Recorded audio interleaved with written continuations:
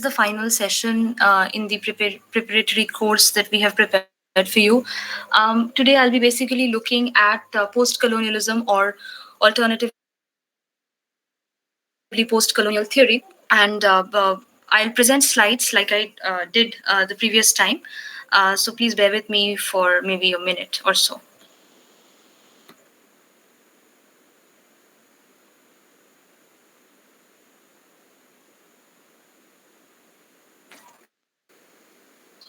Yeah, could someone respond? The slides are visible? Yes. Okay, sure. Yes. So, yeah, thank you.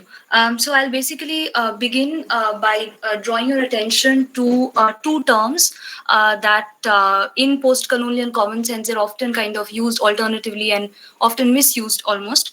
So the first, of course, is the idea of imperialism. So imperialism as you know, it's different from the phenomena of colonialism. Imperialism is basically an ideological concept that kind of justifies the military control of one nation by another. So the imperialist ideology tries to kind of justify the military administrative kind of possession or colonization of one nation by another. So European colonization comes to be justified through an imperialist ideology. Imperialism is an ideological construct. But colonialism, on the other hand, and as opposed to imperialism, colonialism is a form of, it's just one form of, practice of imperialism. So if imperialism is theory, then colonialism is praxis. It's imperialism as it is manifested in practice. So colonialism is but one form of practice that results from the imperialist ideology. Two very important terms that people often used interchangeably, but you need to be able to know the conceptual differences between these two terms.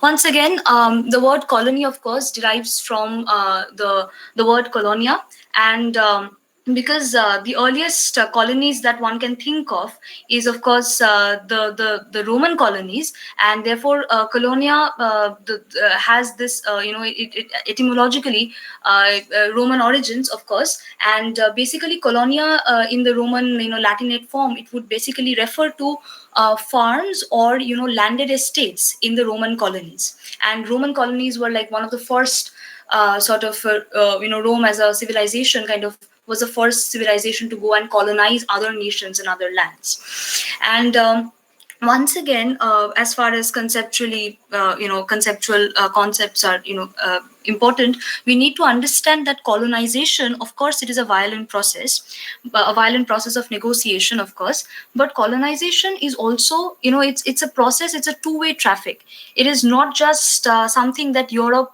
or the West does to the East, right? It is also something, it's kind of a negotiation between two parties, and it's not just a static one-way process, it's a dynamic two-way process. And how is it a dynamic two-way process?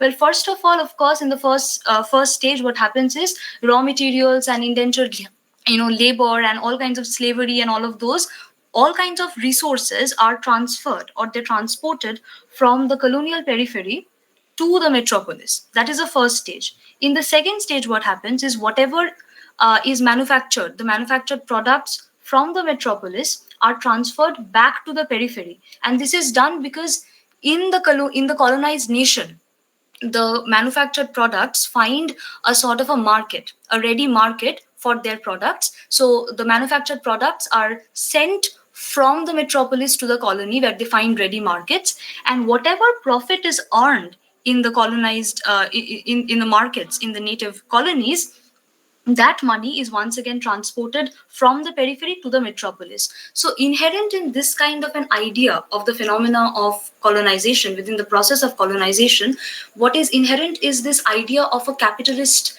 profit making motive that is at work within this ideology, within this entire idea of colonization. That is something that we have to remember. And this is also something that sets off British colonialism from the other colonial powers, from the previous erstwhile colonial powers, because British colonialism was markedly different from other processes of colonization, because British colonialism was accompanied by this sense of a capitalist money-making, profit-making motive. So that is something that sets, capitalism is something that sets off, it kind of completely distinguishes the British mode of colonialism from erstwhile colonial processes.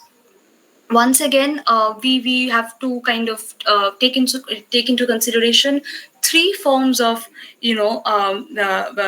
colonization. First of all, we talk about something which is the administrative form of colonization, administrative colonialism, and what this basically implies is that it does not this form of a colonization, it does not involve the physical movement of colonizers to the colonies. So if you think about the early days of the East India Company, there was not we do not see a mass movement of people from Britain who are coming to settle in India. So this kind of an administrative, so mainly for administrative purposes, this kind of a colonization takes place, and this kind of colonization is not marked by a mass movement of people from or a physical movement of people from the metropolis to the periphery. Next up, we have settler colonialism.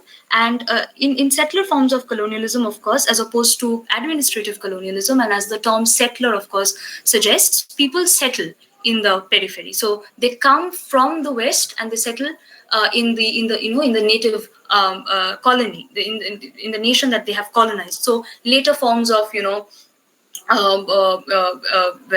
colonization in India. So once the East India Company found its stronghold within India, they started sending people from Britain as long-term settlers to India. So that is a kind of settler colonialism. That is one example of settler colonialism. And then, of course, we have something called plantation colonialism.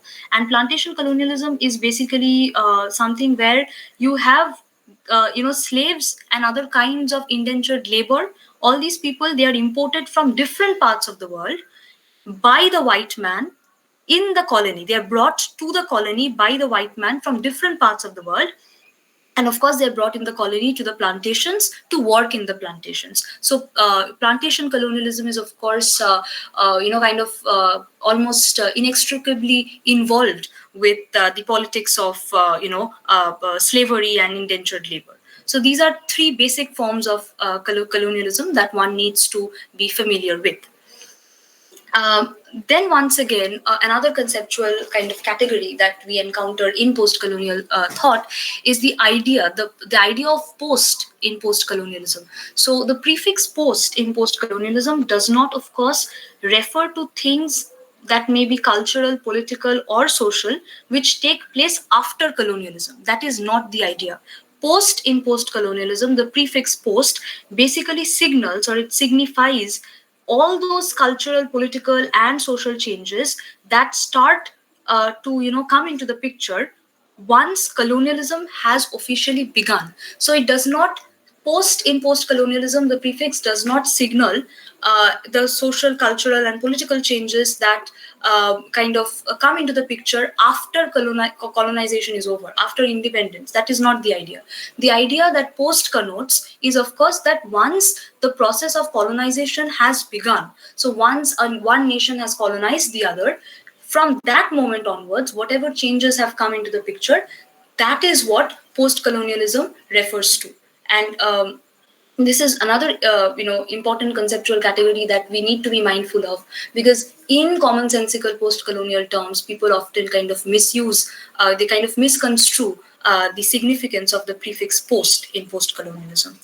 And then, of course, if that makes sense, then post-colonialism is not again something that we need to be wary of, is that post-colonialism therefore does not really you cannot equate the idea of post-colonialism with just this notion of after colonialism. So whatever happened after colonialism, because post-colonialism, if we think of post-colonialism as something that happened after colonialism, then it kind of tries to again lock post-colonialism within a very sort of a static, makes post-colonialism a more of like a static entity, because post-colonialism is it's not it does not signal this radically new historical era where the misdoings of the colonial past are no longer in vogue. That is not the idea. The idea is that post-colonialism tries to kind of convey a notion of historical continuity as well as change. So even after a nation achieves freedom from the colonial yoke, or a nation achieves liberation, post-independence also, we see that colonial hangover is very prominent in certain societies. So in India, for example, we have achieved independence several decades back, but still the colonial hangover is very very it's very much in vogue. So post-colonialism a as a theoretical practice, it enables you to negotiate with those cultural forms and those cultural practices which, even after a country has gained sovereignty, even after a country has gained liberation from the colonial yoke, even after that, there are these remnants of the colonial hangover per se that continue to persist,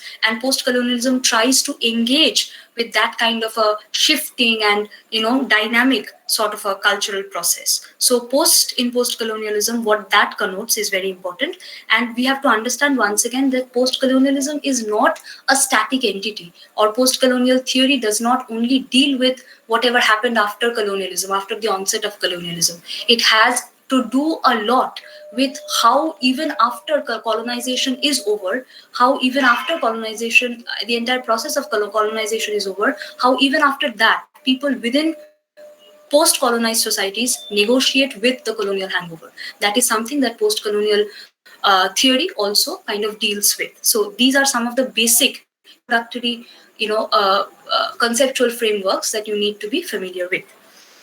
Now I'll move on to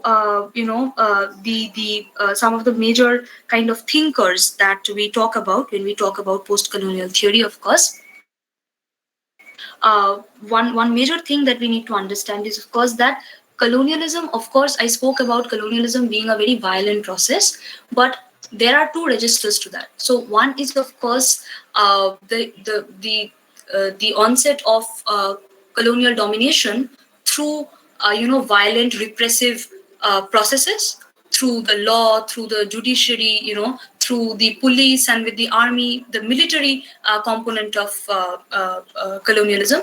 And on the other hand, we have a discursive component to colonialism that is kind of signaled by ideological practices, by cultural forms. So what I'm trying to essentially say is that colonialism did not only operate through repression alone, through violence alone. It also took cultural forms. Colonialism kind of penetrated into the native heartland through cultural forms as well. And Edward Said again becomes like one of these really famous kind of, he comes up with this formulation of Orientalism. And basically what is the idea of Orientalism? What does the idea of Orientalism connote? So the idea is that we of course know that the colonizer, after he has colonized a certain land, a certain nation, what the colonizer tries to do is he tries to impose his literary and cultural modes onto the native. This is something we're familiar with. A brilliant example would be, Robinson Crusoe, wherein Robinson Crusoe goes to this, he gets stuck on this island and he's trying to kind of bring his own culture, his religion, his language, and he's trying to impose that on the savage, whom he eventually calls Friday. So that is something that we are very familiar with, that the colonizer tries to impose his cultural and literary modes onto the native. But there is also something that the colonizer simultaneously does. What he does is, apart from trying to impose his ideas onto the native, his civilizational ideas onto the native, he also tries to imbibe the native's cultural codes. So, and this idea of the colonizer trying to learn the native's culture, this kind of marks for Edward Said the onset of Orientalism. This is where Said's idea, his conceptualization of Orientalism originates. Basically, what Said he talks about, and Orientalism is a major important kind of, you could say it's Said's magnum opus. And in this particular text, Said identifies these two, he draws our attention to these two streams of, colonial thought per se. So first of all, we have the military political angle to colonialism that connotes violence and repression. And then again, we have this discursive component to colonialism that connotes ideological formulations, ideological, some sort of an ideological conceptual reformulation of sorts. So once again, Orientalism is basically what Edward Said means by the term Orientalism is he means that Orientalism is a discourse about the Orient. So whatever discourse that was created by the westernized white man about the Orient is Orientalism. Orientalism is a form of discourse that is the creation of the European westernized white man. And once again, we know the differences between the Occident and the Orient. So the Orient is, sort of set up as this, as the other of the Occident. The Occident is the West, the superior Western civilization, and the Orient comes to mean the inferior East. And so basically, how did this Oriental, this concept, this discourse of Orientalism come into the picture? So European intellectuals, they constructed the East as this, as primitive, as this pagan, and this sort of a barbaric sort of a culture, as this sort of a primitive pagan and barbaric savage land. And what this kind of a construction of the East did for the Europeans was that it justified European presence in the colony. So because the East is pagan, because the East is barbaric, and they do not have any sense of civilization, so the European with his sense of superior civilization comes into the picture, and the European now tries to justify his presence, justify his entire enterprise of colonialism through this idea that I am trying to civilize the native barbaric population. So this kind of a Orientalist discourse about the native helps to further the cause or further the goal of colonialism per se, the goal of colonial enterprise per se. It justifies the presence of the European in the native colony. That is the entire ideological almost mainstay behind the construction of a discourse like Orientalism. Now, once again, the Orient, of course, kind of posits Europe and the rest of the world. The Occident and the Orient, they kind of come into this binary self-other kind of a dichotomy that gets kind of posited. So the East is basically everything that the West is not. So if the West is masculine, if the West is rational, enlightened, then the East is feminized. It is the seat of all kinds of mystique and horror and all kinds of dark impulses. No touch of enlightenment, no touch of reason or rationality in the East. So everything that the West is, the East is exactly its opposite. And you have to remember that this kind of an ideological, binary construction of the self versus the other, us versus them, this kind of a oppositional category further helps to justify the colonizing mission. It helps to propel it is one of the ideological mainstays behind the establishment and further justification of the colonial apparatus. And once again, if we remember that if we remember that this kind of an unequal binary creation comes into the picture with this discourse of Orientalism that Edward Said talks about, of course, the East becomes a discursive creation of the European imagination. And this is done, the entire process of this entire institution of Orientalism is undertaken, of course, to render the native transparent. Because native culture, the colonial culture, is looked upon as something that is incomprehensible, something that is mystical, and something, therefore, that the European white man is not aware of. So he needs to make sense of the colonized culture, of the natives' culture, in order to able to govern them better.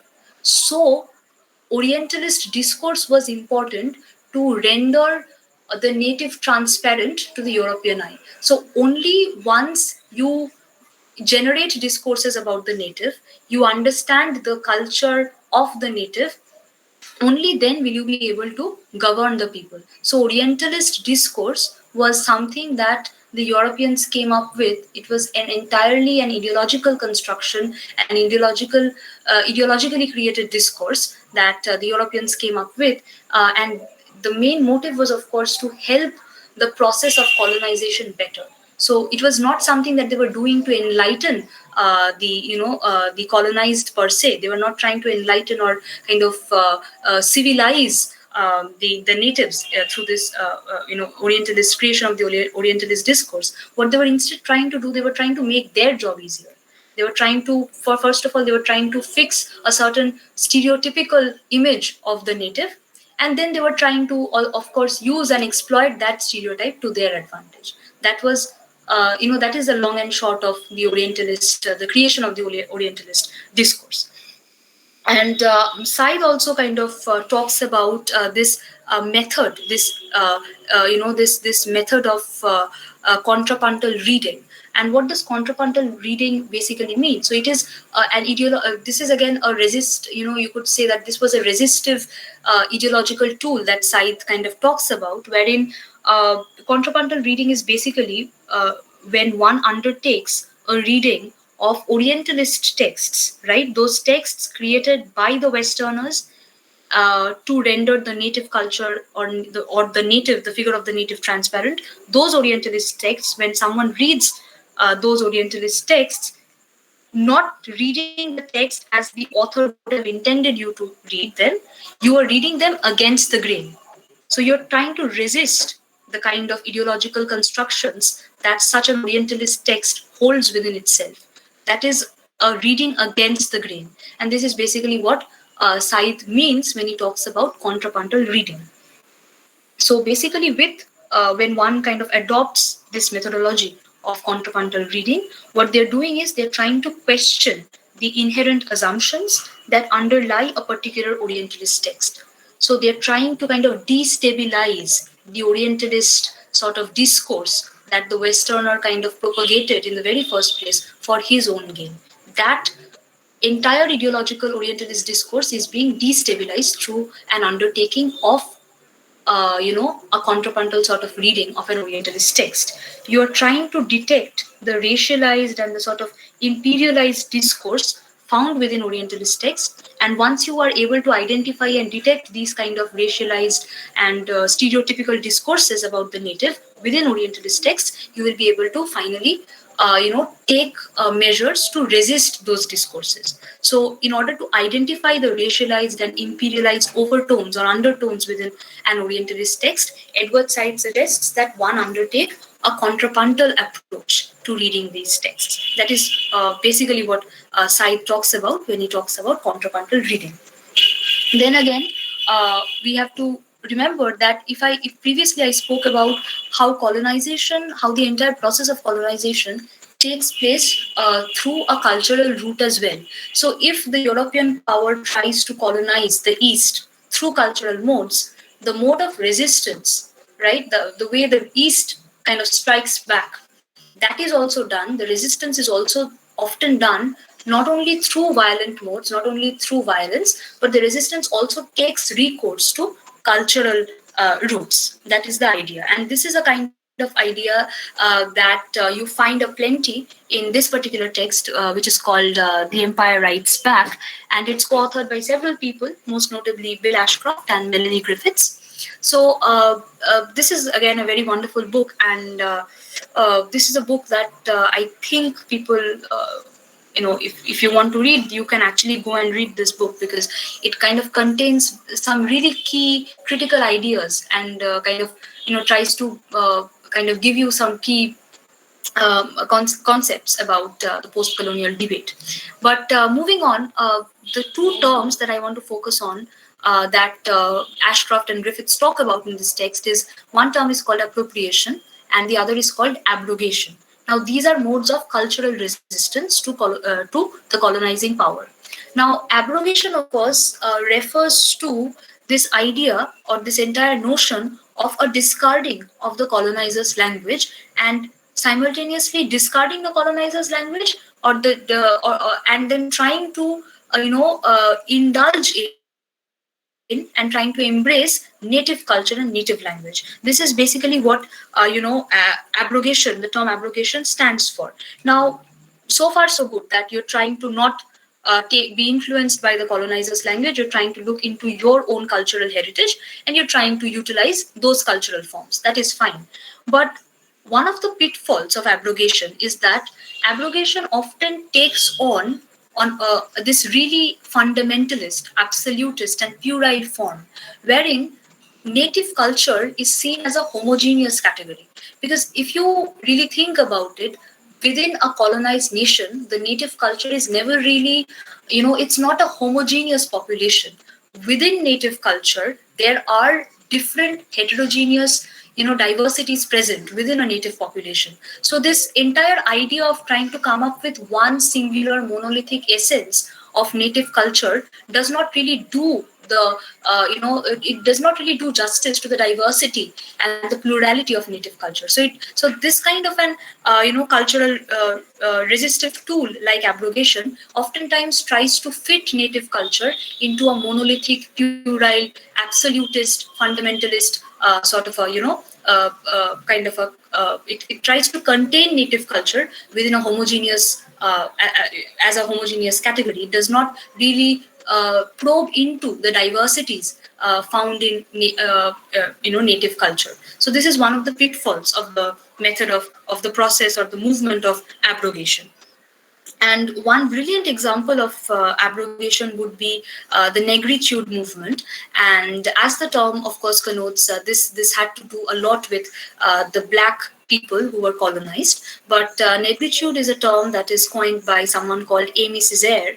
And Amy Césaire basically starts off by kind of criticizing this entire capitalist and profit motive, this money-making motive behind colonialism. This is the starting point for Amy Césaire. And then what is this idea of what is this idea of negritude all about? So basically, negritude talks about Black colonized people's salvaging of their own identity and consciousness. So it kind of tries to create a sort of awareness about African cultural values. It tries to defend African cultural values in the face of a violent opposition that they kind of receive from Western European values. So it tries to uphold and defend and develop African cultural values in the face of colonial opposition, right? And once again, the very idea of negritude again is it's the foundational idea of negritude, of course, rests on this idea that national culture, native culture of the colonized nation, right? That the colonized nation's native culture would in fact prove to be the bulwark of resistance to cultural colonization. Negritude, as an example of abrogation, kind of tries to once again it tries to, of course, salvage the Black people's cultural native identity, but then also oftentimes it falls into the essentialist, absolutist, puerile conception of native culture. So once again, when we talk about abrogation, we talk about negritude. Another very important figure that you should be familiar with is someone called Ngugi wa Thiong'o. Now, Ngugi wa Thiong'o, of course, is a major kind of a post-colonial thinker and post-colonial philosopher, of course. But Ngugi wa Thiong'o, in fact, he was Christianized in the very beginnings. His English name, his Christian name was James Ngugi. And from that, when he turns to, when he takes on, when he tries to resist the colonial power, he kind of discards, he abrogates the colonial language, and instead he kind of goes back to his African native language, and he changes his name henceforth. And from James Ngugi, he becomes Ngugi wa Thiong'o.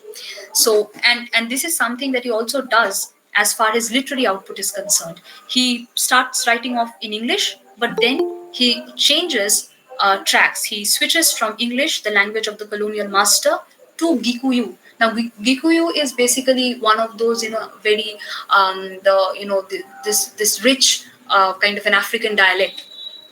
So he shifts from English to Gikuyu as far as his writing is concerned. So that is something that Ngugi wa Thiong'o does.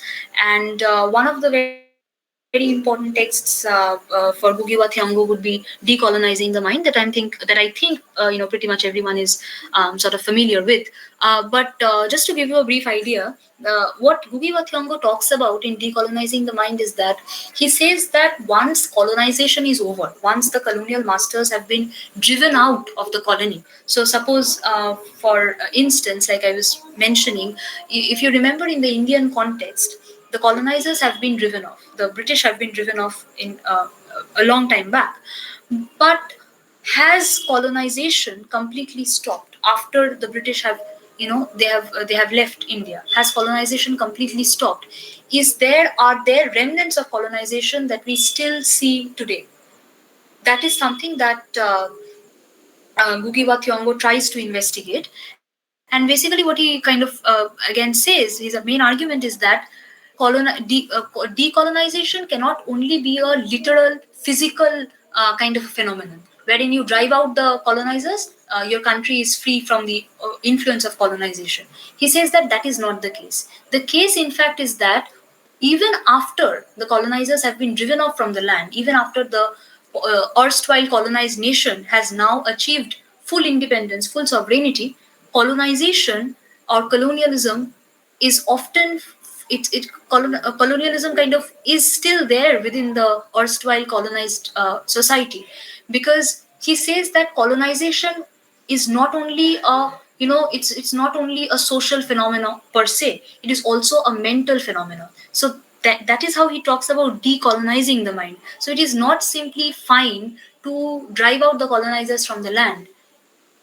Apart from a physical decolonization, one needs to engage in a kind of mental decolonization. So you need to decolonize your mind, the mind that was so far trained under colonialism, the mind that so far imbibed colonial ideologies, the mind now also post independence, post sovereignty, the mind, the native mind, the once colonized native's mind now needs to get rid of whatever mental dredges of colonialism that is retained in the mind. So you need to decolonize your mind as well. You need to outgrow colonial hegemony. You need to outgrow colonial ideological discourses. So this is something that Ngugi wa Thiong'o talks about in this particular text, Decolonizing the Mind.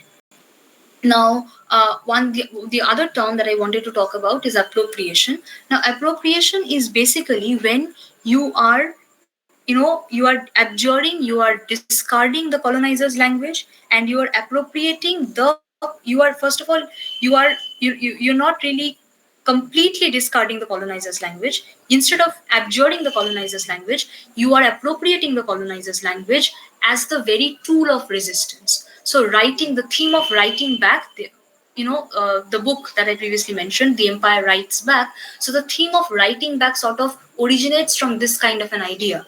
So you are appropriating the language, the cultural modes of the colonizer, but you're not just simply, imitating them.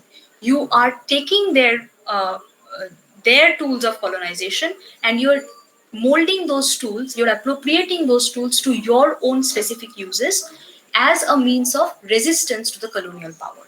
This is what the entire idea of appropriation, basically, this is what appropriation connotes, that you're taking the colonizer's language, appropriating it to your own uses, and then using it as the very tool to write back to the empire, to resist the colonizer. That is the idea that the term appropriation connotes. Now, moving on, another very important thinker that we need to talk about is someone called Franz Fano. Now, Fano was, of course, he was an Algerian, and he was born in the in Martinique, and he kind of also served as in the army. Against the against the Nazis in the Second World War. But then after that, he became a psychiatrist, of course. And Franz Fanon, of course, his major theorizations, of course, deal with the psychological effect of colonialism on the colonizer and the colonized. So not only is it talking about you would think commonsensically that colonialism has, if it has psychological implications, then the consequences are mostly the consequences of colonialism are mostly borne by by the colonized. But Franz Fano is actually arguing that psychological effects of colonialism take place in both the colonizer as well as in the colonized. That is something that Franz Fanon, this is a very important idea that he's introducing. And Franz Fanon, basically, two of his books, Wretched of the Earth and then Black Skins, White Masks. Now, Wretched of the Earth, of course, that is the English title. The French title, of course, if when converted to English, the literal translation would be The Damned of the Earth. So, Les Dames de la Terre, that is the French title of Wretched of the Earth. So the Damned of the Earth is in fact the French title, which has been translated into the Wretched of the Earth in English. Now, what Fano is saying, and because he's a psychiatrist, he's of course interested in the psychological effect of colonialism.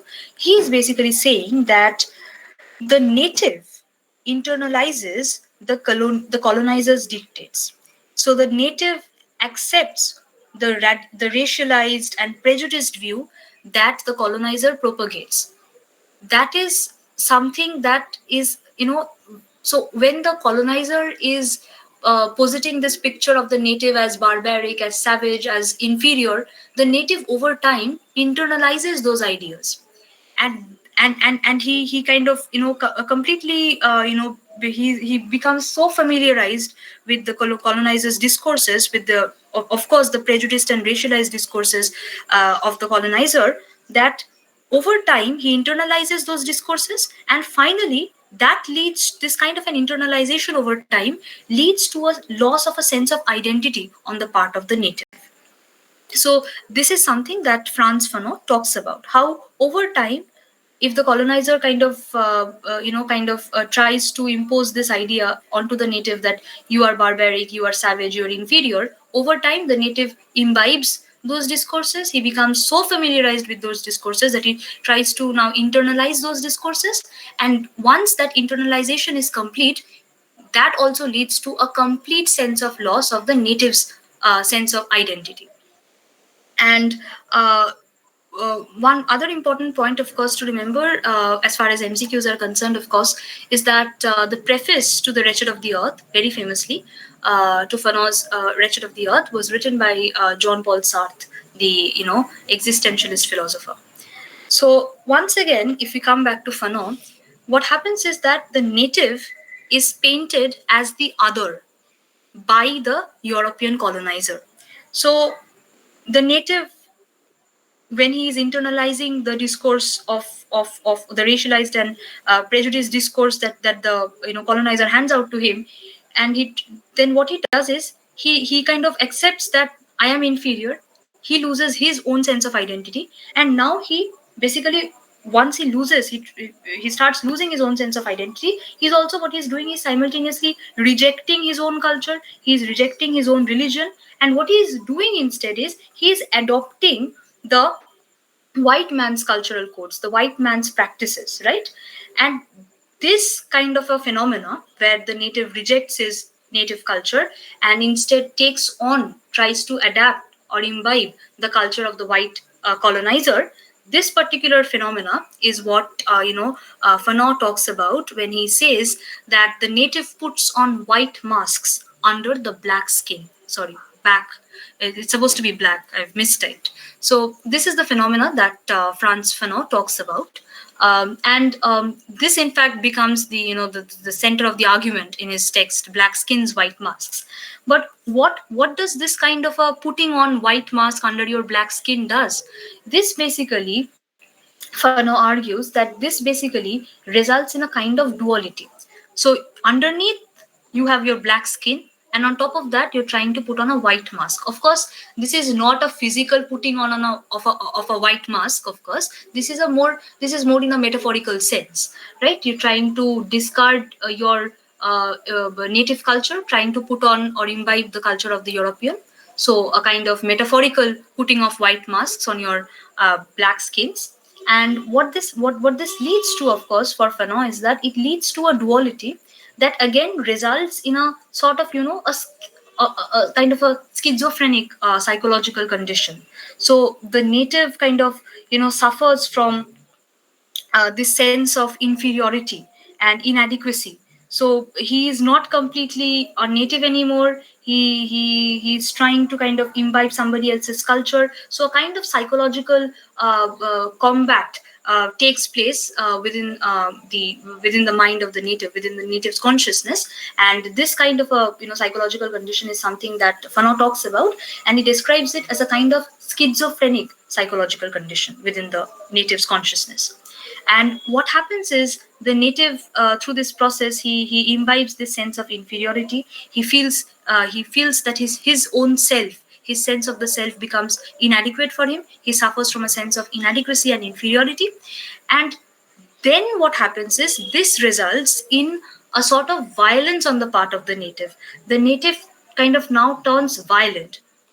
And this violence not only kind of he is now, what the native is now trying to do is he's trying to sort of the violence that he kind of perpetrates, the kind of violence that the native perpetrates is of course a violence that kind of marks for him his self assertion. So he is no longer able to do anything through cultural roots, and instead he takes recourse to violence. And this violence is basically an enactment of his self assertion.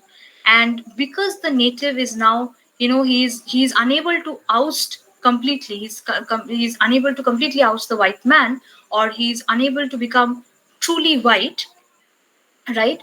Because he knows that his military prowess would not be a good match for the white man. And so therefore what he does is he turns violent against his own community, against his own people. So this is a very kind of a complex psychological schizophrenic condition that Franz Fano talks about in his text.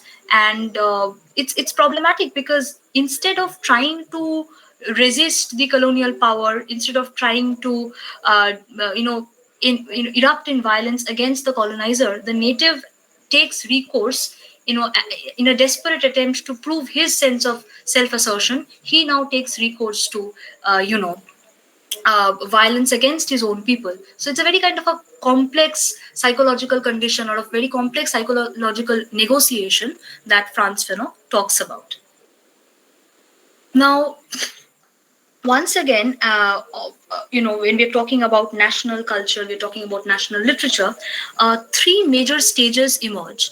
And this is something that I also mentioned when I was talking about feminism in my previous session.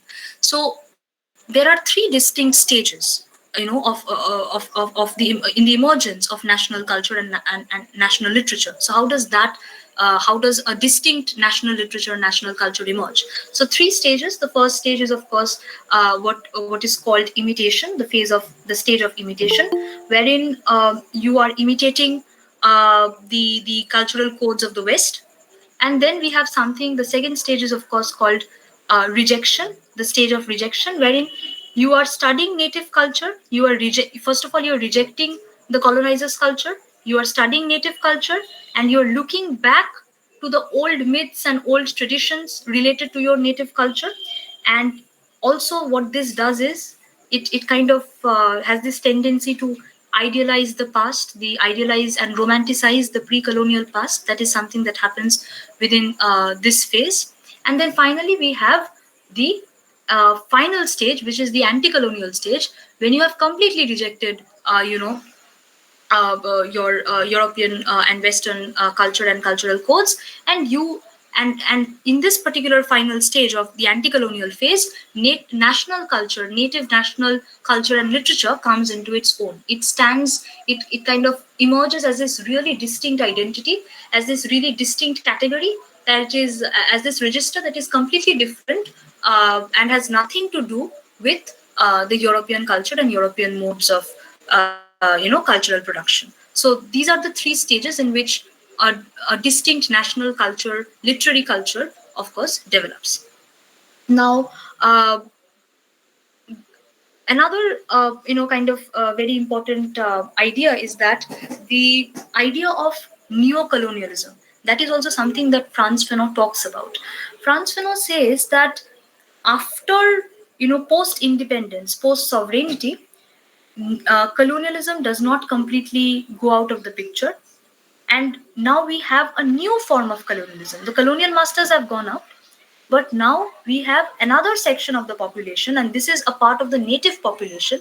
This is the middle class, the moneyed middle class, who had served in certain posts for the colonial administration. So these people, once post independence, they now kind of yield a hegemonic, sort of a power, a hegemonic sort of influence over the weaker section of the native population. And this is what Franz Fanon means when he talks about neo-colonialism, post-independence. So once a country attains independence and liberation from the colonial masters, colonialism in one form perhaps comes to an end, but colonialism does not completely disappear. There are newer reformulations of colonialism in the form of neo-imperialism, neo-colonialism, that is perpetrated by the moneyed people with a lot of social capital in the post-colonial nation, and this is mainly the middle classes who kind of now gain dominance over the weaker section of the population. So this is another idea, neo-colonialism post-independence, that Franz Fanon theorizes upon. Now we move on to someone like Benedict Anderson. Now Benedict Anderson, Imagined Communities, of course, his magnum opus, and Benedict Anderson's brilliant formulation is that the nation is an imagined community. He talks about the nation, the idea of the nation state, as an imagined community. He says that the nation has been imagined into existence. It was not something that was pre-given. It was not a priori. It was not a pre-given, a priori, entity. A nation is something that the people within a geographical kind of a boundary, they imagine. So it is imagined into existence. It is not something that was pre-given. So once again, this idea of the nation as an imaginative collective, right? The idea of the nation as something that has been imagined. So the idea of the nation as an imaginative collective is more fantasy than reality, according to Benedict Anderson, because it has been imagined into existence. So it is not really something that was real, that was pre-given. It is a fantastic. It's almost like a fantastical kind of a formulation that people came up with. That is what Benedict Anderson is talking about when he says the nation is an imagined community. And he says that nationalist identity, once again, for him, comes when people kind of develop nationalist identities, and that is done precisely to counter foreign colonial power, right? So you develop a sense of nationalism, you develop a sense of a distinct national identity only in opposition to the foreign colonial power, to kind of rise over the identity that the colonial master projects of himself. So you're trying to rise over that colonial identity, the identity of the European master, and through your cultural resources, through your national resources, you are trying to trump the colonizer's culture. You're trying to trump the colonizer's identity. So that is basically why nationalist identity kind of comes into the picture. Nationalist identity is created. It's a creation. It's not a pre-given entity. It's of course a creation, and that is utilized to counter foreign colonial power.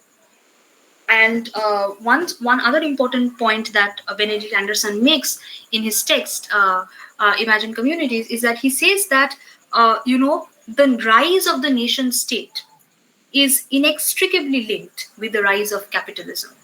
So he talks about print capitalism in particular, how the printing culture kind of helped consolidate a sense of nationalism within the West, right, within the Western nations. So this is something that Benedict Anderson talks about. And then, of course, we talk about nationalism of course, when we talk about nationalism, and before I move on to Rabindranath Tagore's formulations on nationalism, one thing that we need to understand is that someone called Partho Chatterjee talks about nationalism. He theorizes a lot on nationalism. He identifies two registers, right? He identifies two registers. The first register is, of course, where he talks about a pre-colonial, pristine past. When I was discussing Irish nationalism, I also spoke about this. And today also I spoke about this. That there is this, there is this tendency to romanticize and idealize the past, the pre-colonial past, the nation state, how it was before the colonial powers took over. So that is one register, looking back, glorifying the past, a pre-colonial, pristine, unpolluted past, and then again looking forward to an egalitarian future within the space of that nation.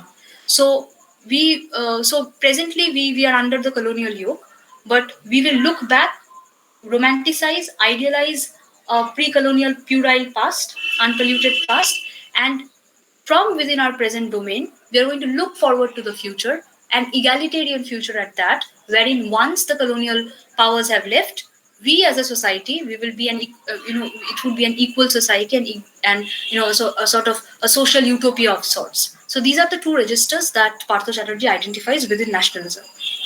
And one more other important formulation, as far as Chatterjee is concerned, is this idea of nationalism as a derivative discourse. So, what does Partho Chatterjee mean by nationalism or nationalist discourse as derivative? So, basically, he's saying that the idea of the nation is a Western construct. And this is also something that someone called Ashish Nondi talks about as well. So, both these people are of the opinion that the idea of the nation is not something inherently, that is something that has been originally thought of by the colonized natives, in the face of in their struggle towards independence. But nation as a category, as a conceptual category, in fact, originates in the West. It is a Western construct. This is something that Chatterjee talks about, and therefore it is derivative. So it is not something that has been inherently thought of by the nationalist leaders in the in the colonized nations. This is an idea. The idea of the nation is something that they have derived from Western discourses. And anti-colonial nationalism, or that these nationalist leaders say in India and elsewhere in colonized parts of the world, anti-colonial nationalism that these people, these nationalist leaders talk about, is basically fundamentally derived from the conceptual framework and ideas of progress as given by the West. So nationalism inherently is Indian nationalism has nothing, it does not inherently have anything Indian about it per se. The idea of the nation, the discourse of the nation, is something that the nationalist leaders in India took over from the West. So nationalism as a discourse becomes derivative. So this is the idea of derivative discourse of nationalism as theorized by Partho Chatterjee. Now, of course, I will move on to Rabindranath Tagore, and as long as we are talking about nationalism, Tagore kind of becomes a very important kind of a theoretical. He kind of becomes an important theoretical personality sort of when he talks about nationalism. Now, Tagore's ideas of nationalism, he basically you'll find all these ideas of nationalism under several essays in this text called Nationalism. And the year is very important, 1917. The first publication, I think, the first edition was published in 1917. But what does Tagore talk about in this particular set of essays? He says that the nation is an organized power structure, right? It is not really a union of people.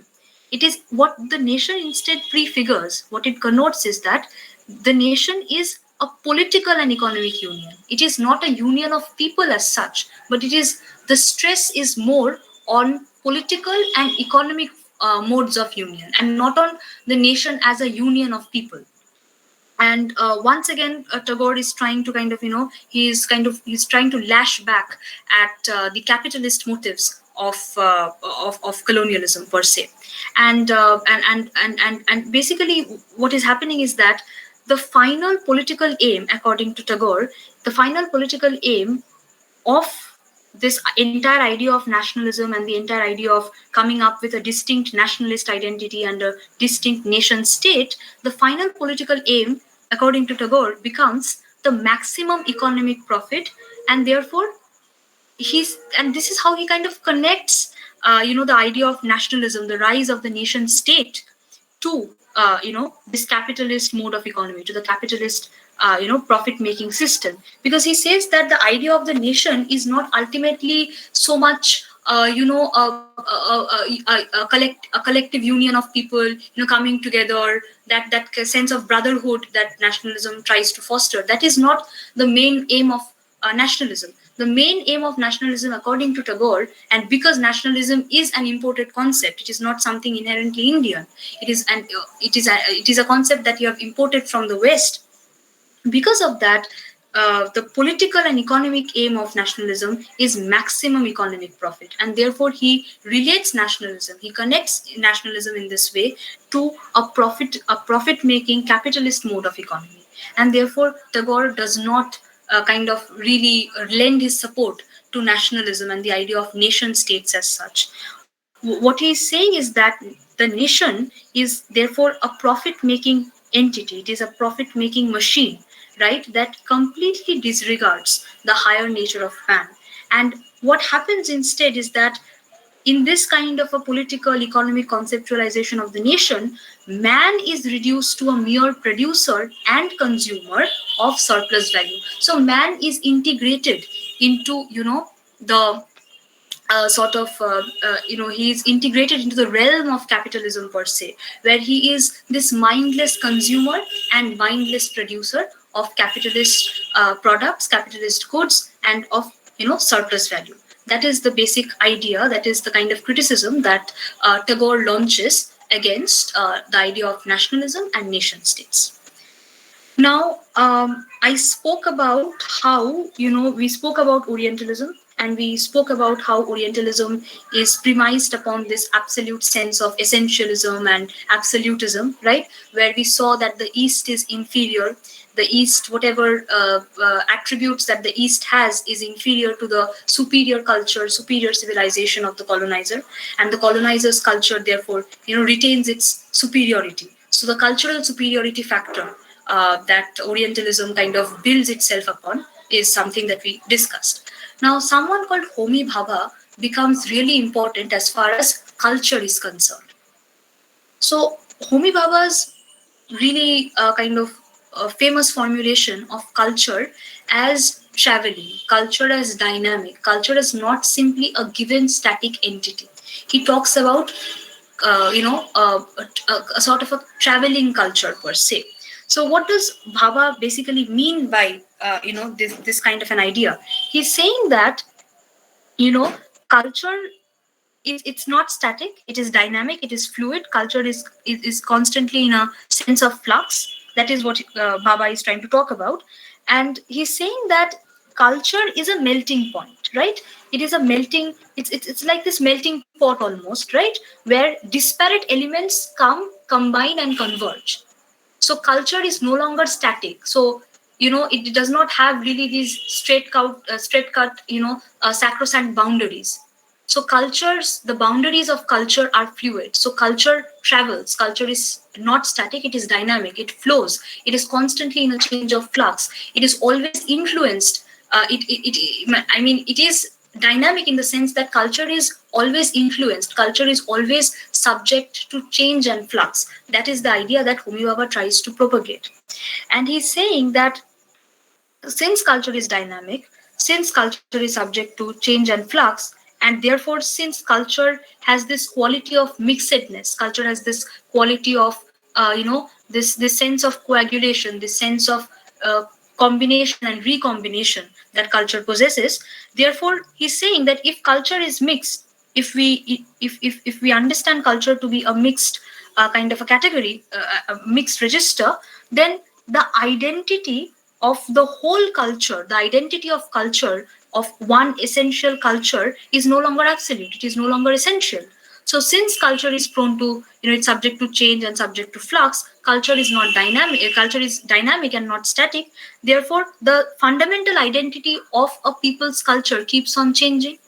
So if one nation's culture, if one native population's culture keeps on changing, it's constantly under this this sense of flux. If the sense of flux is always at play, then how come how come you talk about an inferior culture? How come you talk about a superior culture? Because the Westerner's superior culture is not, you cannot say it is superior, because it is not static. At every instant his culture is changing. At every instant his culture is being influenced by other cultures. So therefore this sense of a static superior or a static inferior culture, that binary is completely destabilized by this kind of a formulation that Homi Bhabha comes up with, which is the formulation of culture as traveling entity, as a dynamic entity, as opposed to a static entity. And this kind of this mixedness of culture, this is basically the idea. That idea is basically the notion of hybridity or cultural hybridity, as thought of by, as conceived by Homi Bhabha. Now, if culture is hybrid, if culture is mixed, then the superior inferior binary, as I mentioned, completely collapses. The Eastern culture as inferior and Western culture as superior, that binary completely collapses. And therefore, the importance of this kind of a formulation of cultural hybridity, as culture as a hybrid quantity, as culture as a hybrid register, what this does is it challenges the idea of culture as an isolated essence. So again, what we talked about when we were discussing abrogation. So native culture as this one monolithic essential, this puerile sort of monolithic essence of one native culture, that idea is also completely destabilized. So if the native culture is not monolithic, if native culture cannot be puerile, then so also the European Westerners culture cannot be puerile, it cannot be essentialized, it cannot be monolithic. So this kind of a conceptualization of cultural hybridity or hybridity per se challenges the idea of culture as an isolated essence, and therefore the entire colonial enterprise, which is touted as this civilizing mission, completely collapses. So once you do not have that distinction between the superior Western culture and the inferior Eastern culture, once that binary collapses, you no longer can justify, you cannot any longer justify the colonizing mission. So because this colonizing mission is premised on a civilizing mission, and you can civilize only when you are the superior culture. But Homi Bhabha says that culture is mixed, it's dynamic, it is not static. So the entire so with the entire challenging of the idea of culture as a monolithic isolated essence, when that happens, when that challenging takes place, you no longer have a superior Western culture as opposed to an inferior Eastern culture, and therefore the civilizing mission, the civilizing kind of an ideological construction of the colonial enterprise falls flat. That is what Bhabha is talking about. And once again, colonial discourse, with this is also something that Bhabha talks about. Colonial discourse, as he says that colonial discourse is ambivalent in its, the nature of colonial discourse is ambivalent, and it is conflicted in itself. So he draws our attention to the conflictual and ambivalent nature of colonial discourse. He says that the colonial master, the Western white man, the colonial master is characterized by two contradictory psychic states. He talks about this idea of fetish and this idea of phobia. Now, the idea of fetish, of course, is that the colonial master sees that the native is weaker, he is therefore vulnerable, and therefore because the native is weaker, because the native is vulnerable, so that vulnerability on the part of the native suggests to the colonizer that the native can be brought under my colonial rule. So a sort of fetishistic approach that the colonizer takes to the native, that you're vulnerable, and therefore I have that ability, I am capable enough to bring you under my colonial influence, as opposed to a sense of phobia that the colonial master harnesses towards the native. So what is this? What does this phobia stem from? Of course, the phobia is related to this idea that the native culture, the native is not completely transparent to us. There is a lot that I do not know about the native. There is a lot about the native's culture that I am not conscious of, I am not aware of, that I do not know of. Therefore I have to make sense of the native. But a large part of the native's consciousness, a large part of the native's cultural codes is unavailable to me, it is incomprehensible to me. So the native is rendered as a mystical figure to the colonizer.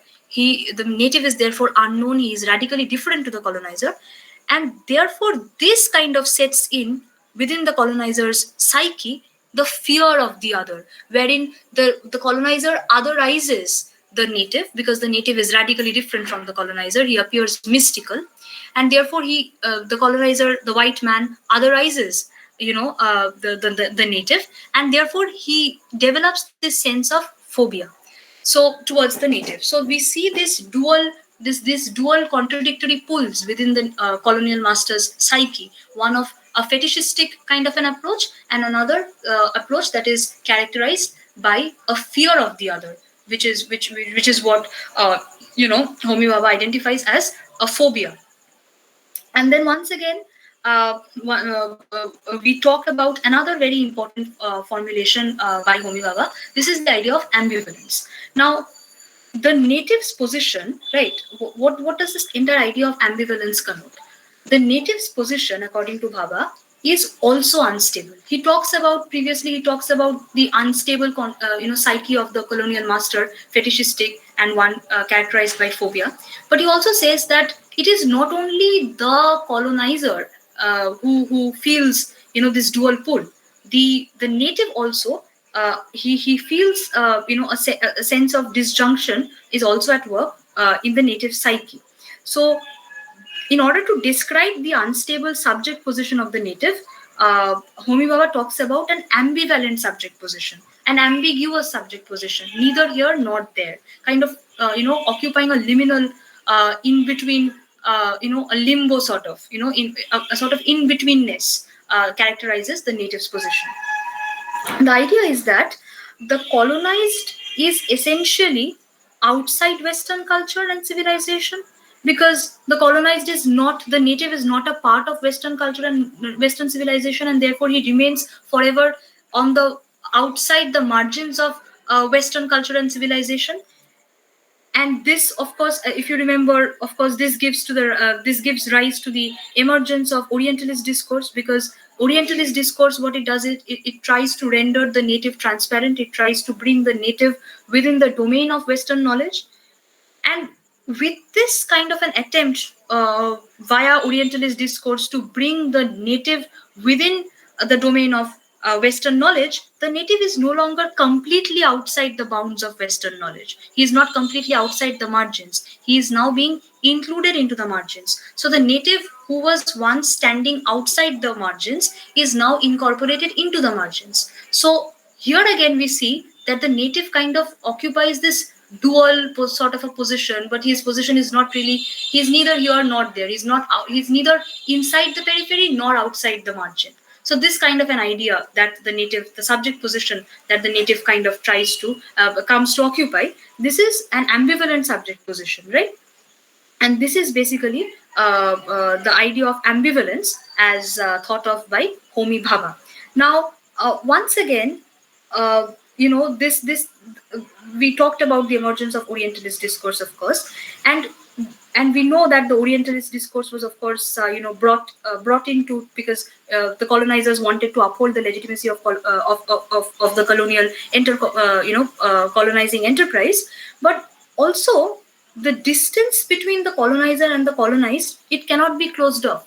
So once you are trying to imbibe, kind of trying to bring the native into the folds of Western culture and Western knowledge, you are trying to close off that gap between native culture and European superior culture, native inferior culture, European superior culture. You're trying to close off that gap. But the entire mission of colonialism is premised on this idea that it is a civilizing mission. So once the native is progressively getting civilized, once he's progressively undergoing this process of civilization, right? Then so once the native gets fully civilized, there will no longer be the need, European presence within the colony can no longer be justified. So that is also something that we have to be wary about. Colonization starts off as a civilizing mission, but in order for colonization to work, the civilizing mission can never be completed. Once the civilizing mission is completed, the basic aim, the basic ideological construction behind the entire project of colonization falls flat. So you have to maintain that cultural gap within colonialist ideology. The cultural gap needs to be maintained. It needs to be constantly reinforced. That is another critical conceptual idea that you need to keep in mind. Now, Homi Bhabha also talks about this idea of mimicry. Now, this idea of mimicry, according to Homi Bhabha, is he says that mimicry is not merely imitation, right? It is not merely imitation. Mimicry is also a form of ridicule. And in this particular text of, I think it's an essay, I'm not sure, of Mimicry and Man, this is where Bhabha kind of he expounds his ideas on mimicry. So what Bhabha says is that colonialism expects the colonized subject to perform the role of imitators. So the colonized subject therefore, can become civilized, but he can become civilized only by becoming more like the colonizer. But but according to Bhabha, once again, Bhabha says that the colonized, he remains not quite not white. So he does not really become like the white. He tries to imitate the white Westerner, but he remains in this ambiguous, ambivalent position of not quite not white. So he's not really like he has not been able to completely become like the colonizer. So he kind of occupies that liminal position that we previously talked about. So the colonized remains, not quite not white, and mimicry therefore is an act of assertion of agency by the colonized. Mimicry is not completely a facile sort of, apolitical sort of a, kind of an imitation. Because remember the idea of ridicule that is also that is also there in the entire idea of mimesis. If you remember the figure of the mime, right? The person who performs mimicry. So even there in that kind of a performance, there is this idea of not merely imitation, but the idea of ridicule also goes hand in hand with imitation. So when we look at that aspect, the ridiculing aspect of mimicry, so mimicry therefore becomes an act of assertion of agency by the colonized. The very act of the inferior colonized subject imitating the superior colonizer turns the colonizer, of course, into a figure of ridicule. And that is the politically subversive factor within this notion of mimicry as Bhabha conceptualizes it. So the very act of, once again, the very act of the inferior colonized subject trying to imitate the superior colonizer, it has this subversive angle to it. A political subversion takes place, a political sort of a resistive subversion takes place, wherein the superior colonizer, he is being imitated, but he is also being ridiculed by the inferior colonized native. That is an idea that mimicry kind of connotes. And also the other thing, of course, that we have to remember, this idea of the menace of mimicry. What does Bhabha mean when he talks about the menace of mimicry?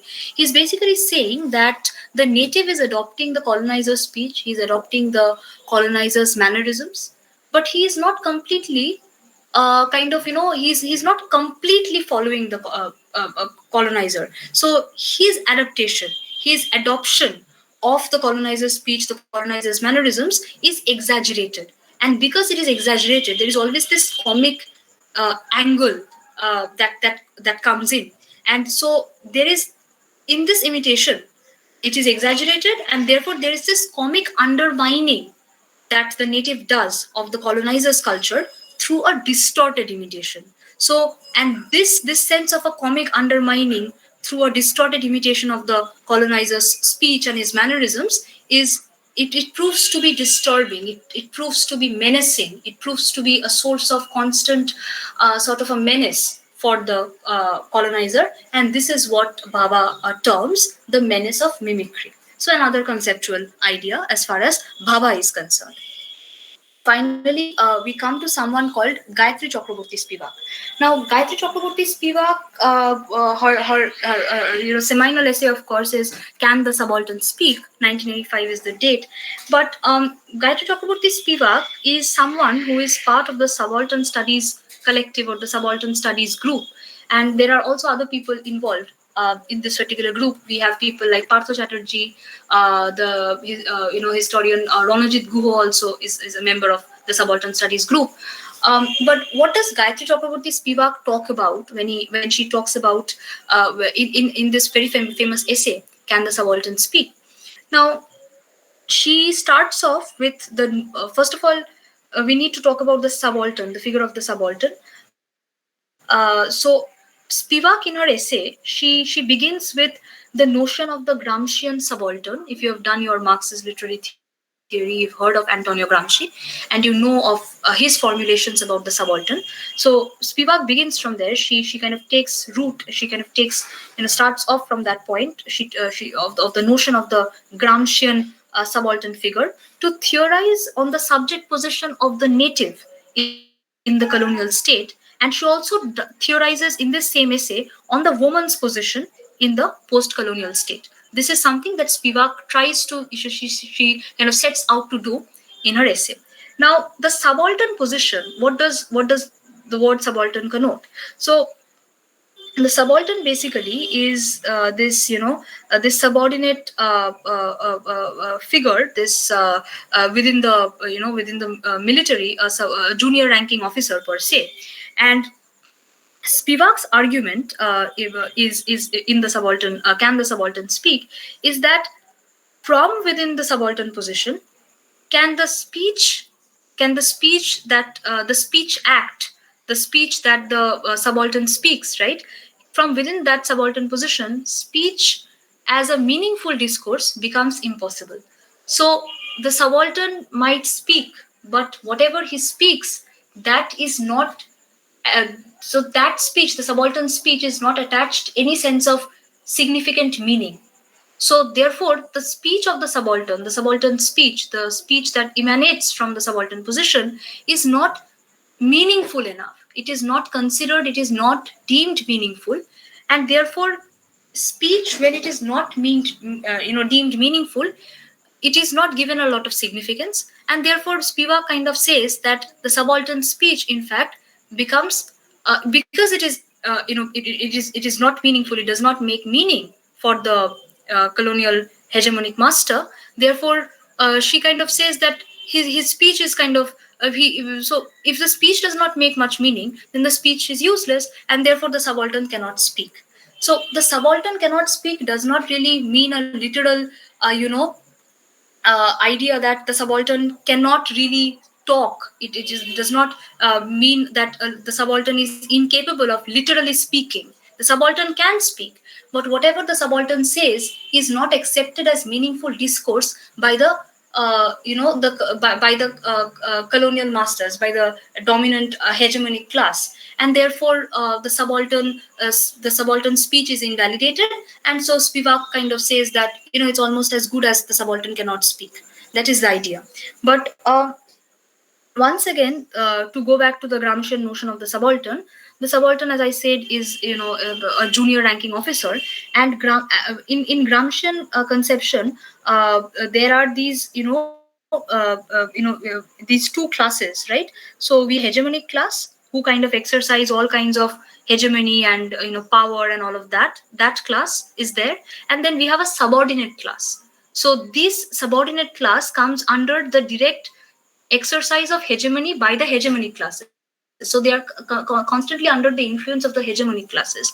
So these subordinate classes, therefore, are devoid of any sort of political agency. So politically and economically, they do not have any major say, right? And therefore, The subaltern position, therefore, according to Antonio Gramsci, becomes a position of absolute social disempowerment. Because you do not have any political or economic agency, you cannot wield much power, and whatever power is there, it lies in the hands of the hegemonic classes, and therefore your social position, therefore, is rendered as absolutely, socially disempowered. So you are absolutely socially disempowered. So that is the subaltern position.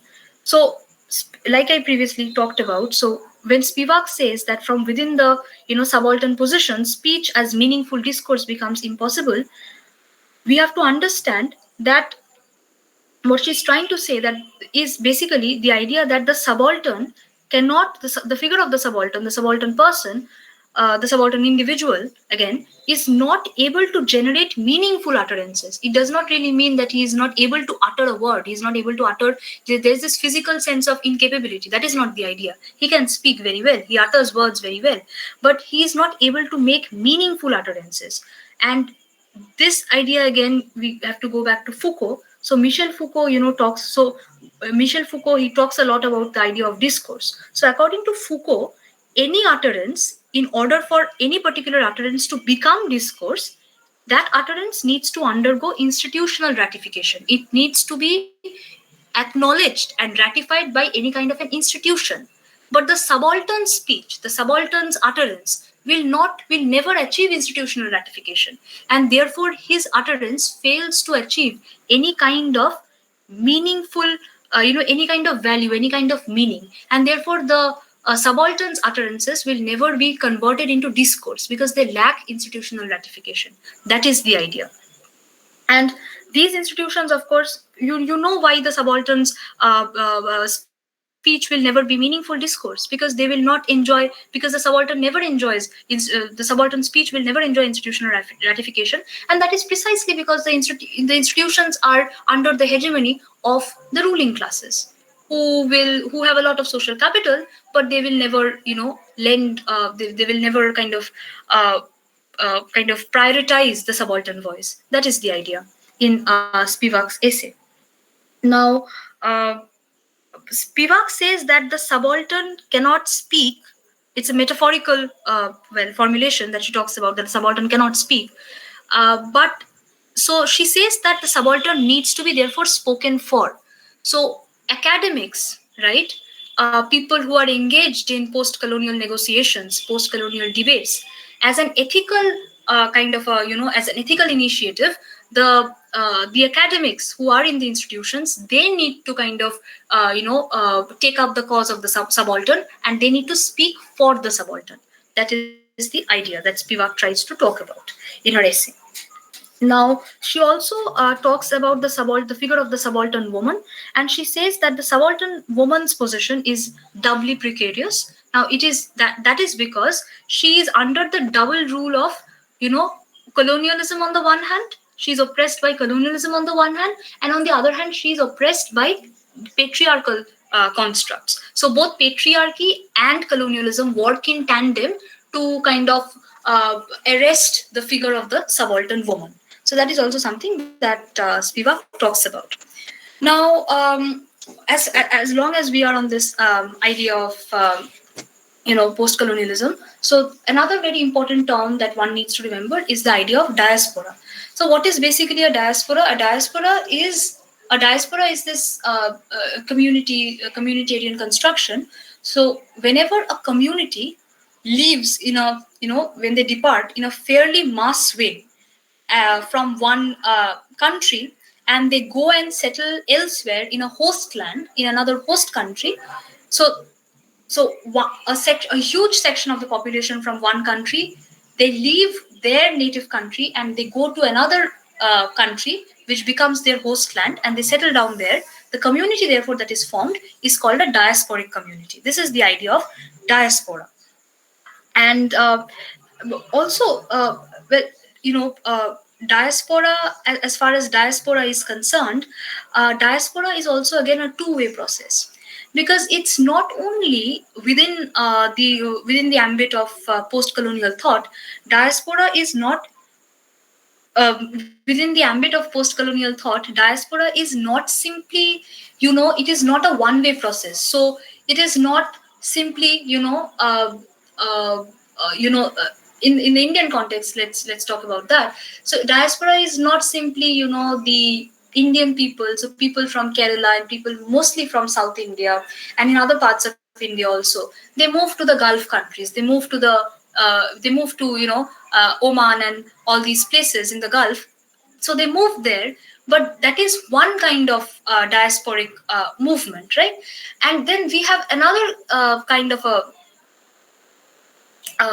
diasporic movement wherein we have to factor in two kinds of diasporic communities. So in order to understand how diaspora is a two-way process, so first we have the privileged diaspora and then we have the Gulf diaspora. So with the privileged diaspora, what happens is the privileged diaspora consists of those people who in their home countries, in their native countries, they have a lot of social capital, and then they go accordingly with that kind of economic and monetary kind of influences. They go to some they go off to some other country wherein they are wherein they settle down, but they are privileged in that host land because they have a lot of financial capital. This is one kind of diasporic community building. And major examples of in terms of literary texts, major authors would be, the brilliant examples would be someone like Jhumpa Lahiri, and then you have Rohinton Mistry and Salman Rushdie, of course. And then we have people like and then we have the Gulf diaspora. Now Gulf diaspora, of course, is the people who who kind of migrate to the Gulf countries. They do so primarily in search of work, primarily in search of earning a livelihood. So these people, of course, they are, they are from the lower kind of so inferior social positions within their native country, and so these people kind of disperse from their homeland to look for better work opportunities, to look for better kind of in the dreams of kind of earning a better livelihood. These people kind of they kind of migrate and they kind of emigrate. So these are the two kinds of diasporic communities that one needs to be aware of. And mainly in the Gulf diaspora, we see laboring migrants. People, they go off to the Gulf countries where they work as nannies, they work as household servants, household helps, and they work as mostly they work as they work in the construction sites. They provide modes of labor, kind of indentured labor. They are the laboring migrants in the diasporic community in the Gulf. So, brief idea about diaspora is necessary. You can look up Rohinton Mistry and Jhumpa Lahiri, Salman Rushdie, and other diasporic authors, and you can be you just familiarize yourself with the texts that they have written. And one other person that I of course need to talk about is someone called Arjun Appadurai. Now Appadurai basically talks about this idea of globalization. So a post-colonial country, after achieving independence, also comes into the age of globalization. So let's talk about India as a post-colonial nation. But India, despite being a post-colonial nation, is very much within the ambit of globalization. India has not been untouched by the powers of globalization. So within this kind of a global post-colonial landscape, Arjun Appadurai introduces five scapes, or five scapes of globalization, five scapes of cultural flows. So he identifies these five scapes. The first one, as I've mentioned, as I've listed down, is ethnoscape. So basically what he's trying to say is that the ethnoscape, the idea is that because these are cultural flows, there's a fluidity of cultural strategies almost that takes place. So ethnoscape, according to Appadurai, is the flow of people across boundaries, the flow of people across national boundaries per se. And then he talks about, so these would be people. So the ethnoscape would be comprised of people like you can have exiles, you can have migrants, you can have tourists also, because tourists also kind of move they kind of cross boundaries of nation states. So exiles, refugees, migrants kind of constitute your ethnoscape. Then he talks about technoscape. Technoscape, as the name suggests, is basically the flow of technology. So you talk about one form, very innovative form of software that is being developed somewhere in the UK. Now that kind of because of a cultural cultural kind of flow takes place across boundaries. So from the UK, that technology within a year, within a few months, it comes to India, it comes to America. So this kind of a cultural transaction that takes place within the technological domain, that is something that Appadurai talks about when he talks about Technoscape.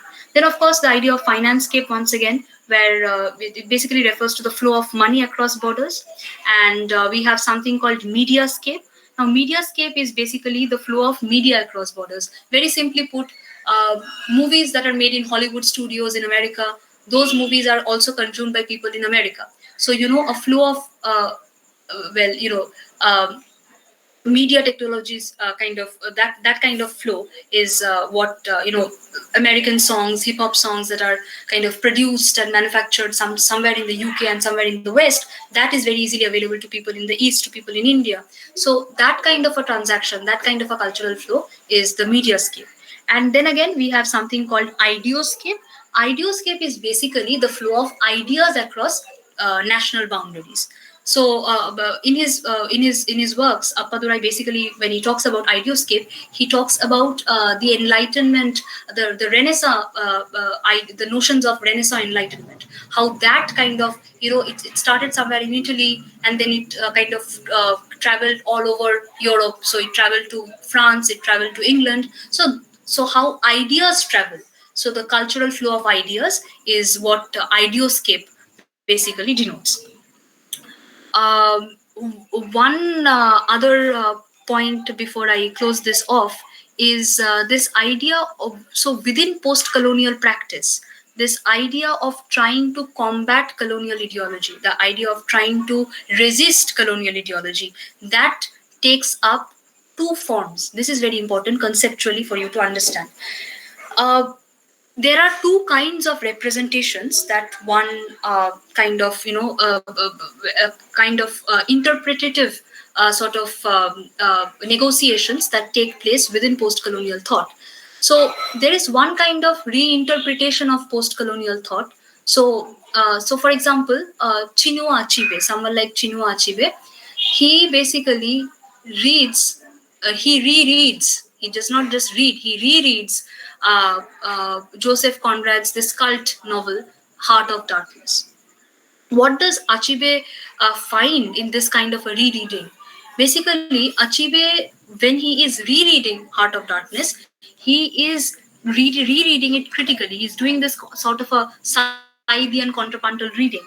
And when he rereads Joseph Conrad's novel, he kind of points out how Conrad continuously reduces the Africans and to almost a barbaric he kind of presents this animalized this almost barbaric sort of figure of the African, and the African is consequently dehumanized in his writings. So prior to that, Heart of Darkness as this sort of an adventure into the heart of the Congo, that was the idea. But with Chinua Achebe's kind of with the kind of rereading that he is performing, he's trying to kind of destabilize that adventure kind of a narrative, and instead he's looking for the cracks, he's looking for the gaps, he's looking for the ideological interventions that that he is trying to intervene into the text ideologically.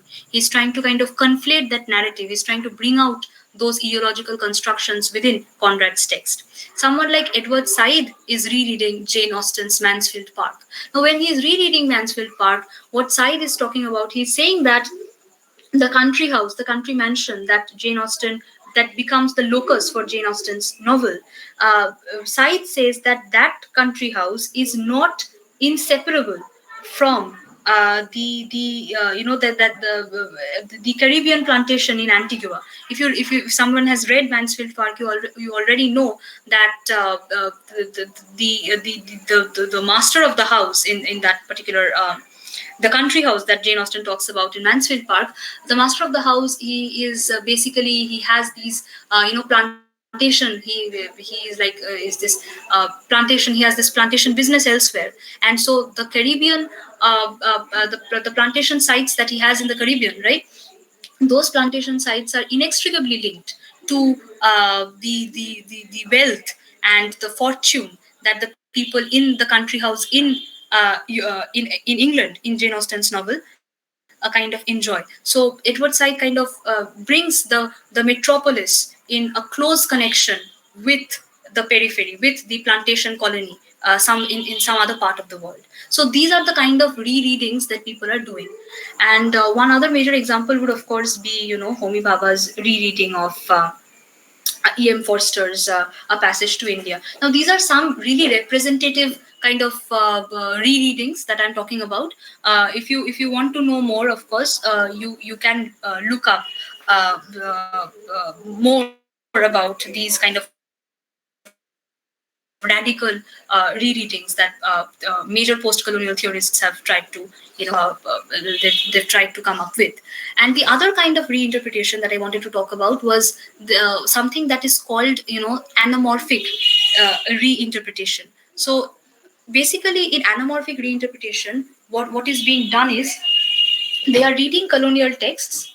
So so first of all, the people are reading colonial texts. They're trying to look at the colonial ideologies inherent in those texts, and then they're looking at seemingly non-colonial texts. So colonial texts that perhaps texts that were written during colonization, during the period of colonization, but apparently those texts do not seem to have any colonial, much of colonial content per se. But then people like Homi Bhabha, and in particular in the collection of essays in this particular book that he writes, The Location of Culture, in that particular book, Homi Bhabha, in particular in his essays in that book, he basically performs this method of anamorphic reinterpretation, wherein he is looking at texts which were written and produced during the age of colonization, but he's also looking at the text in relation to the text's contemporary contexts. So he's looking at the context, and then he's looking at the text, and then he's trying to kind of deflate all kind of colonial ideologies inherent and apparent in those texts. So this is the anamorphic sort of reinterpretation of a text. This is a very brief idea. If you want to get a more solid kind of an idea, because I don't have much time, you can actually Google this up, and you can read up some commentaries that people have written about Bhabha's Location of Culture. And the final text that I wanted to talk about today was one text. This is a very famous book called Masks of Conquest by Gauri Vishwanathan. Now, in this particular text, this book is very important as far as colonial education within India is concerned. What Gauri Vishwanathan does is, in this particular text, she's trying to demonstrate how English literature as a discipline was first introduced into India. That is her major point.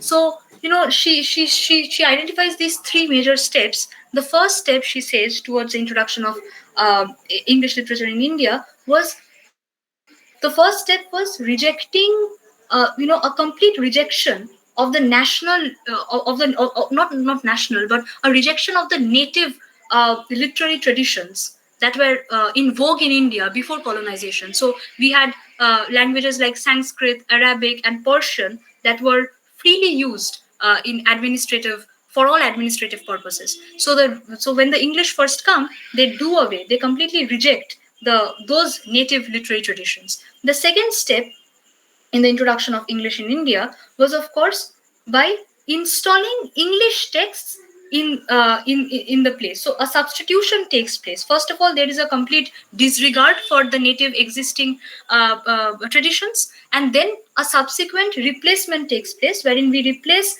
the native traditions with English texts. So no longer are you going to study texts in Arabic, Persian, and whatnot. You're going to study texts only written in English. And thirdly, what happens? Those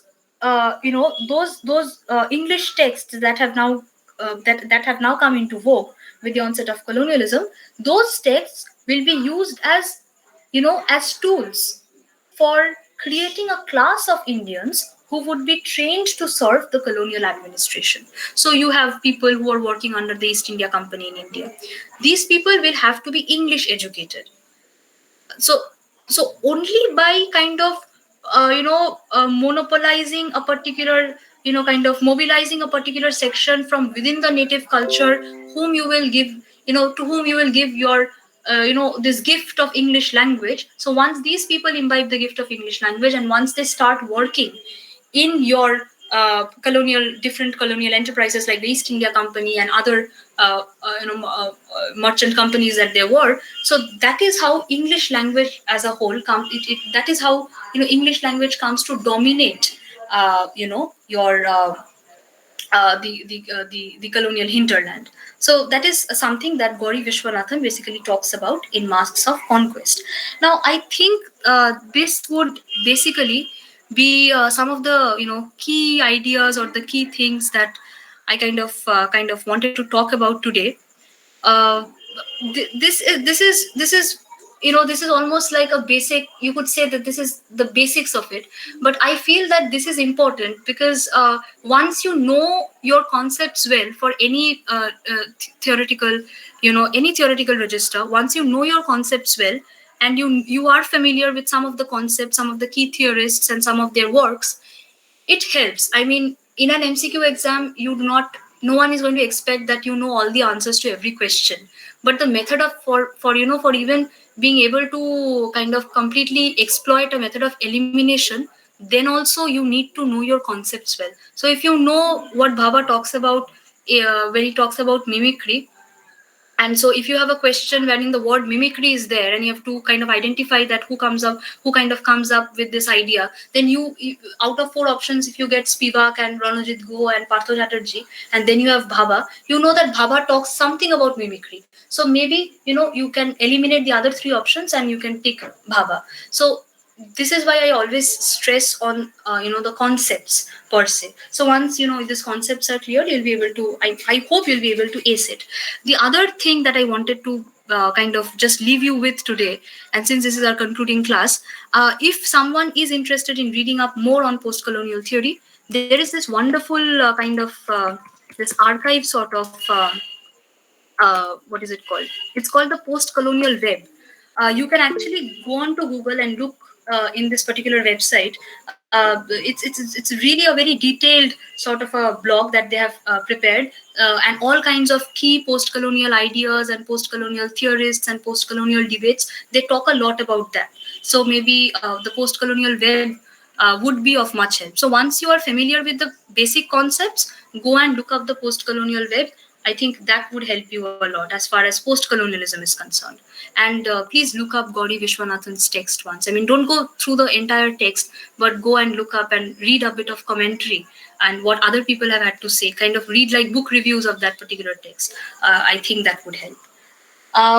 So I guess that is it for today's class. Thank you for joining in. And to everyone, all the best for whatever exams you're kind of, sitting for, not just JNU, all the other exams that you're sitting for.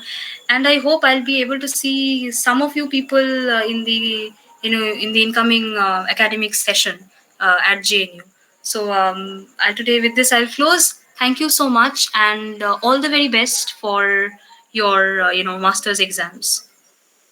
I hope I don't have any questions today because I don't see anything in the chat box. Thank you so much for joining in, and all the very best to everyone. If some of you need any kind of guidance after this, feel free to kind of drop a text in the group, and someone will definitely get back to you. So thank you, and I'll leave the meeting.